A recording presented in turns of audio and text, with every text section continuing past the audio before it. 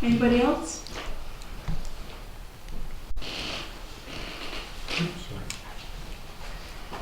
Sasha Kuchek, 565 Wooten Road. In regards to the agriculture plan, I'd like to thank the mayor for prioritizing agriculture and leading the push for the agriculture plan. I'd also like to thank an extremely dedicated and talented Agriculture Advisory Select Committee who, without them, this whole plan would not have been possible. The amount of countless hours that they volunteered was just incredible.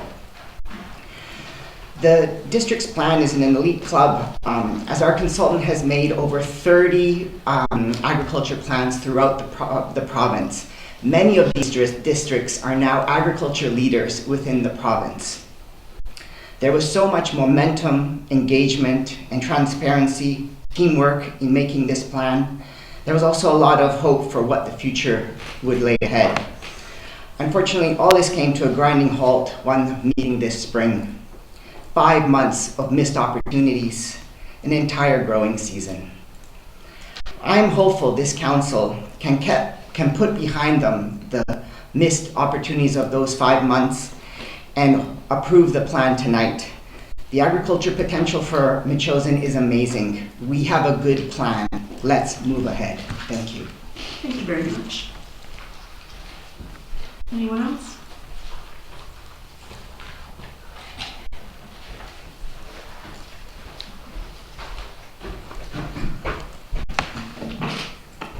Good evening, Alex Fletcher, William Head Road. I just want to express my support for approving the ag plan and also my thanks for everyone who's been involved in getting it to this point.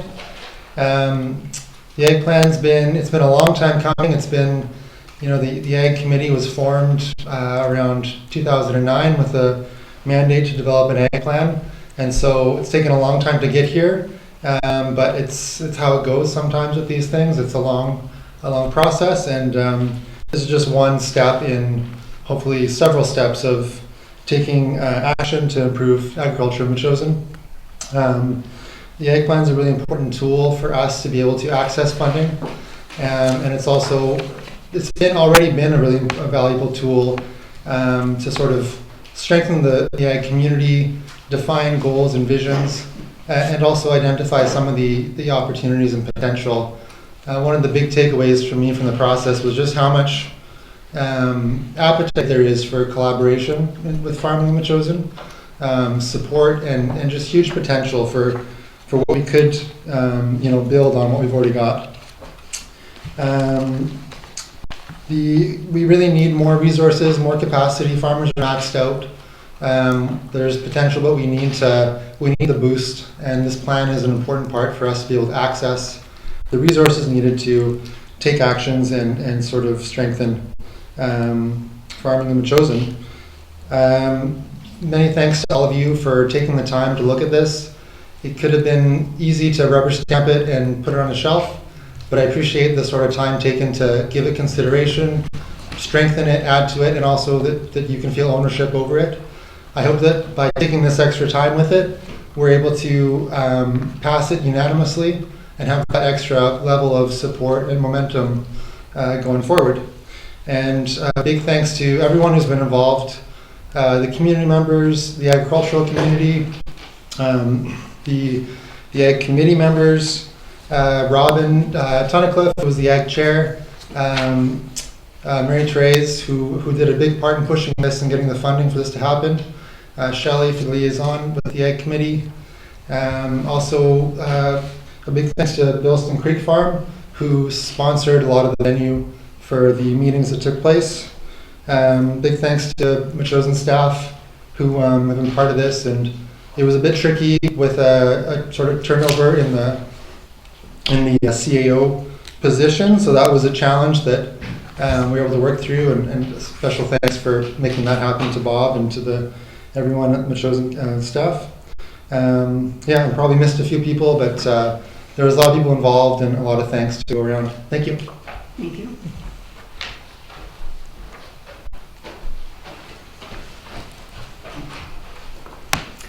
Hello, Nicole Shigan, Levon Road resident. I just want to add my voices to those who have already spoken up, asking Council to unanimously support the Ag Plan tonight. I think it's a really good plan, and I think the revisions that Council has made to it or proposed to it are also really good. I keep thinking about Michelle Obama's amazing speech at the Democratic National Convention a little ways back. I don't know if other people heard it, but she cautioned against what she called the Goldilocks complex, evoking the fairy tale of Goldilocks, who kept testing the three bears chairs and was looking for the one that was just right, and was like dithering in a kind of time emergency, right? And I think again about the purpose of a plan, and Robin Tunnicliffe articulates this so beautifully in her letter, which is to use it as a tool to achieve an end.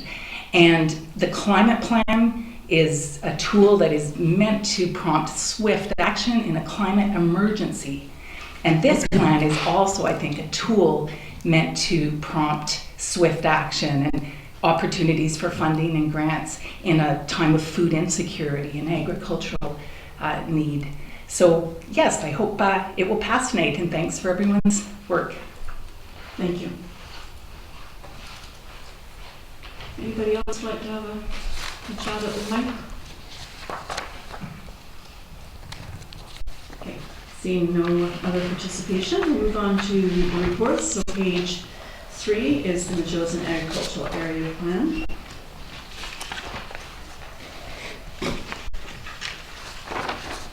And Council has had several months to read through this and provide some input. You'll see the plan before you this evening has various tracks changes. I've spent numerous hours with our Deputy CEO to implement them so that we can prepare for tonight.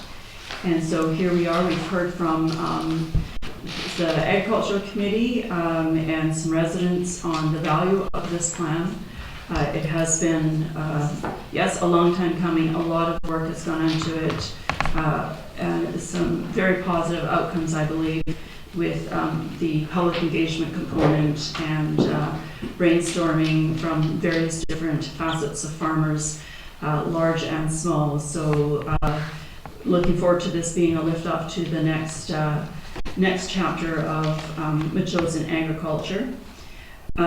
So just looking at the report here, the background in 2023, district engaged the Upland Agriculture Consulting for the development of this plan, and the consultant worked with the Ag Committee, as we've heard from our members of the committee tonight, to develop this. And this was taking place last fall, 2023, and earlier this year in the winter of 2024.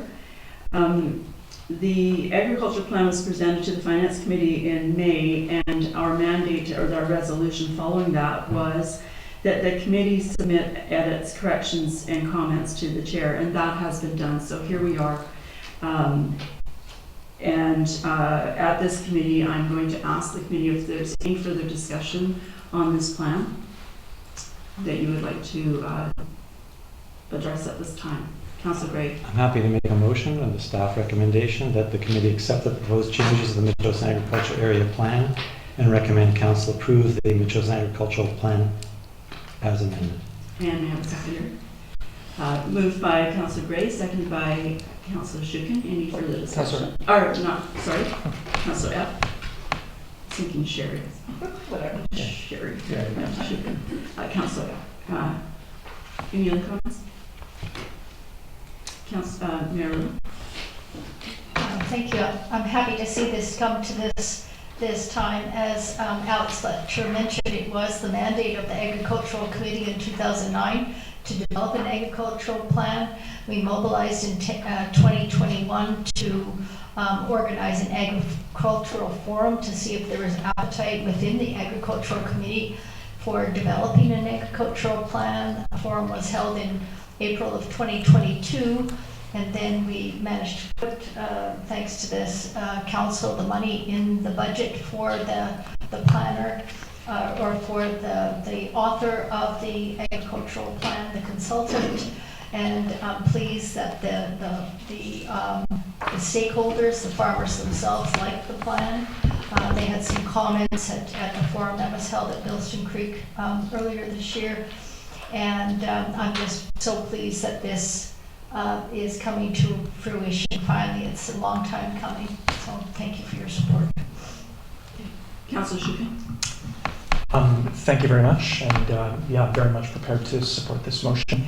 And I just want to, a lot of people have been thanked, Mr. Fletcher and Mr. Kubicek and yourself, Shelby, have thanked a number of people. I just want to recognize Mayor Little in this as well, because the budget for this was approved in our first year, and we were trying to tighten the belt as much as possible. But I think it was very insightful that we kept this amount for the plan, and I'm looking forward to seeing it approved and then start working for us. So, yeah. Yes, thank you. Councillor. I just appreciate all the work that's gone into producing this plan. I know it's been a long time coming, and I'm looking forward to seeing how the future goes based on this plan and how that's going to improve a lot for our farmers in the future. Councillor Gray. Yeah, I wanted to mention just one formatting issue. When you look at the ongoing actions on page 29 and carrying through from there, what we were intending to do was say that wherever the draft plan that we'd seen earlier, wherever it said the District of Metchosin was leading, we would say, and so you'll see it in red there, the District of Metchosin will. So we'll do all of the actions that are listed here, or we'll take responsibility for those. And then those where someone else is leading, or the department, or excuse me, the District of Metchosin doesn't have a role in the framework, each one of those items would say the District of Metchosin supports whatever the activity is. So just a formatting to get that all lined up, and then from there, I think we'd do well. So I too appreciate everyone's work on this, the committee itself, the contractor, who put a tremendous amount of work into this, and all the people who contributed and donated their time, and well, including Bilston Farm donating a place for meetings and things like that. But I also appreciate everyone's patience as the council worked through the issue at hand, and I think it has improved, and I want to thank the staff and council for that work. One thing is that we do need to manage expectations. So I talked to CEO Payette about this, and he said, you know, Steve, we didn't have the staff time to put out this report to work on it just in the last month or so, and one of our staff worked weekends to put this together for us for tonight. And I think we need to understand that a bunch of things won't happen anytime soon. So, for example, the question of the rezoning issues, those are probably going to come to the next council, possibly as well, some of the issues around the tax advocacy changes, those sorts of things, because they'll require staff time to dig into those items. Obviously, letters and things like that can get off relatively quickly. But just so we know that and understand that, we'll do our best to do all the things in here that we're committing to as a council, I hope. And then some things will be left to the farmer group yet to be determined to pull off some of the other things. But I think it's an exciting night and a half that we're looking at this. Thank you for that comment. And actually, I'll just quote from what the chair of the advisory committee had said in her email to us, and that was that this is a living document, and this was, I believe, the intent. And when I know I looked at other municipalities who have agriculture plans, when they did do some of the actions, they didn't happen all at once. It was something that evolved. And so as Robin has said, the emphasis was that the plan to be flexible and an evolving document that can be revised and expanded as needed. And I know that as the committee has, the advisory committee has discussed that as we meet again, there will be some things as the OCP maybe opens up at different times or gets amended. Those would be the times that we look at the plan and see, is this the time to change some things or not? And so things will evolve, and as tasks get accomplished, those things will no longer need to be an action item. So those are times where, you know, we can every year or 2 years or whenever it's on as needed. situation. So yes, it is a living document, and I'm really proud of the people before me that have actually put the time in, and during this last year, partnering up with them as well. Incredible amount of skill and talent and ambition. So seeing that there is no further discussion, I'll call the question. All in favor? And it is unanimous. Thank you very, very much. So if we can move on to the next agenda item, which is page 119, it's a staff report. This is the first half of 2024 financial report, and I'll ask CFO Jeffrey Creek to come up to the mic, please, and give the report.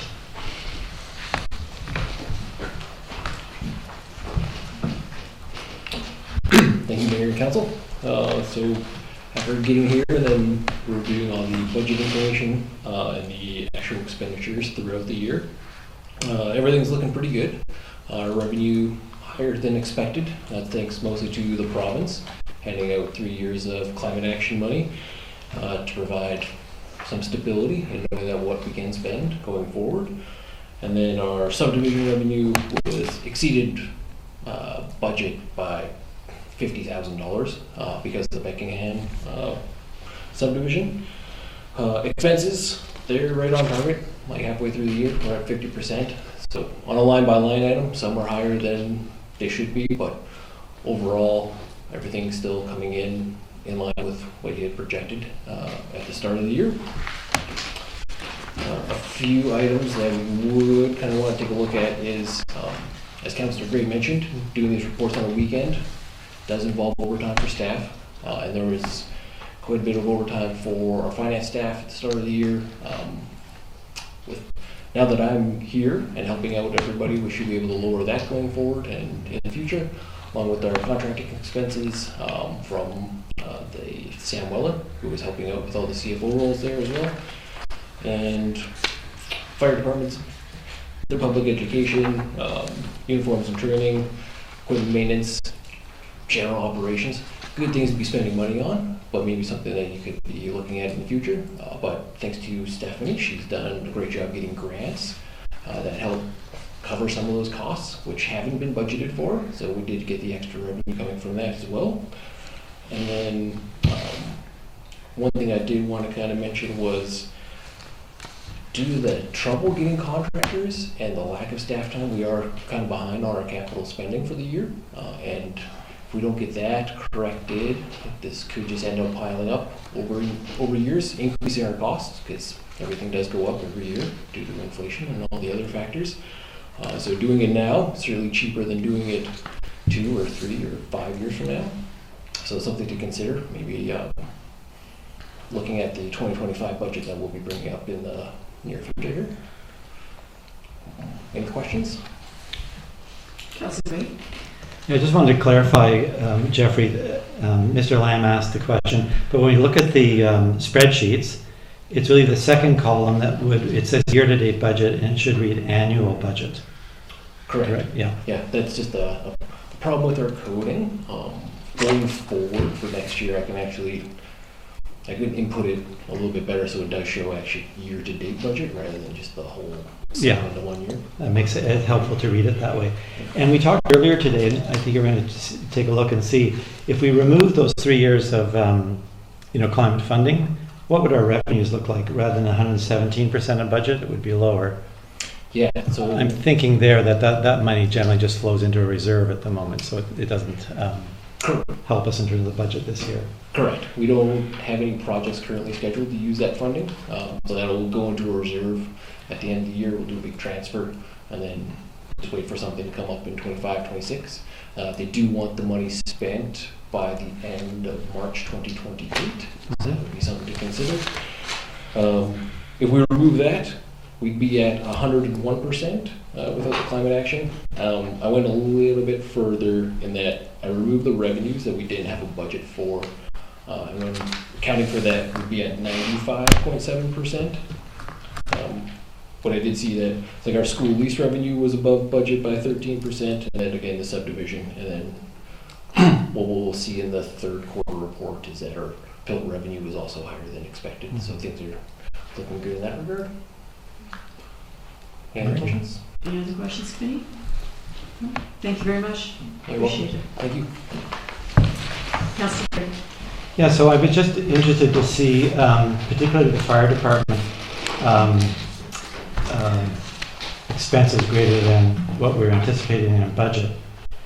And I'm reflecting back on our time discussing the budget when we raised a bunch of points about this, saying if we cut the budgets for these items, are we going to be able to actually make the budget, come in on budget? And now we're seeing that those expenditures, it's only halfway through the year, but they're larger than expected. So some of the commitments made earlier in the year during our budget time that we would hold the line on those numbers were losing ground. So I think it's important that we take up the sort of agreement that was made earlier in the year with the fire chief and Mr. Payette, that we come back and look at these numbers more closely so that we make sure we manage that budget properly. What had happened last year, recall, is that we moved money within the fire department budget, along with some increased dollars, into fixed cost wages and things that are not able to change. So that reduced the opportunity to manage these as they have been done in the past and need closer eye kept on them. So seeing that today makes me think, oops, we've got to make sure we watch that carefully. Or at least rather that Mr. Payette watches that carefully along with the fire chief. The other issue I wanted to raise was under the financial projection, there's Jeffrey's, Mr. Creek has given us some guidance here about maybe starting to adjust the budget according to where the spending is happening. So move money out of low expenditures to areas that are facing higher expenditures at the moment.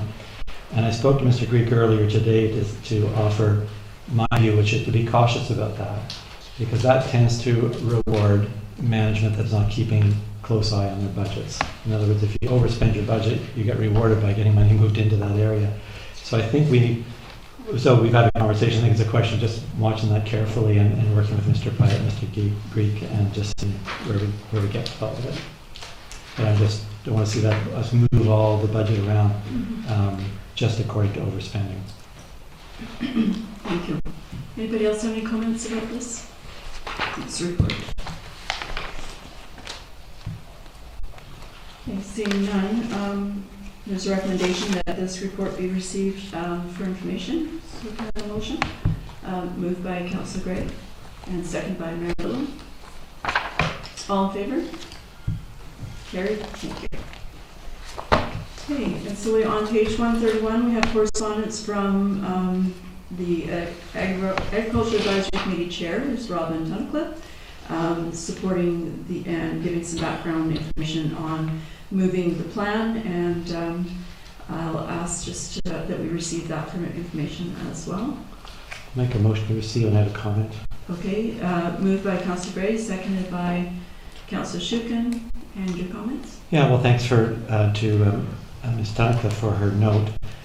I spoke about managing expectations earlier, but I'm also interested in action. So I wanted to just reflect for a moment on, we've asked already, and I think it's within the Ag plan, for staff for a report and some direction on matching our bylaws with the Agricultural Land Commission rules for siting of houses and buildings on agricultural land. And I would really like it if we could move that forward. It's in the staff's hands now, but just that we see it quickly and deal with it and sort of show our commitment here to starting to do the things that we want to do to support agriculture in our community. So that's one that I think is in the hopper, and I'm looking forward to seeing it and getting it done.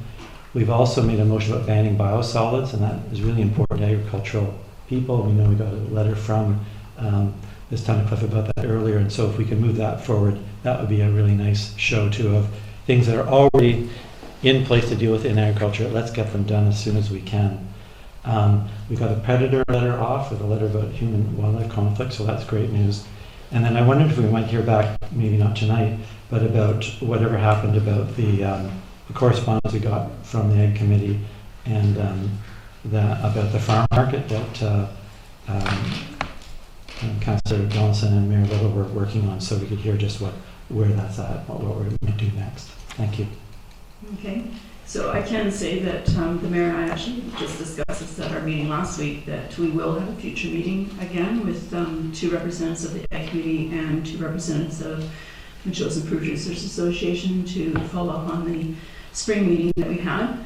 In regards to the home plate, yes, that is in the docket. I've spoken with the deputy corporate officer about that. And certainly biosolids, we've had letters out that, and predators. At UBCM actually, there is a session on that, so I'm hoping to report back on that if I'm able to attend that particular session. So more to come on those things. And so as you can see, those are 4 items right there that are moving wheels as we go forth. So it's all timely.